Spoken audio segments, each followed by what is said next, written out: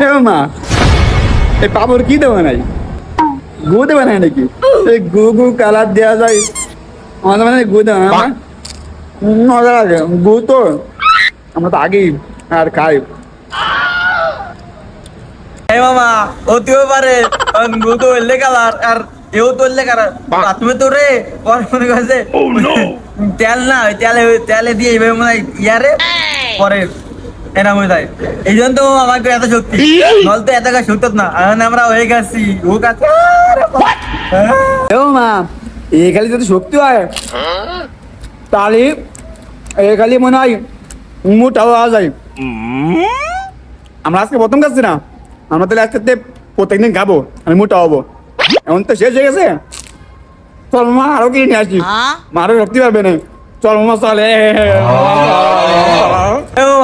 তাই তো কারণ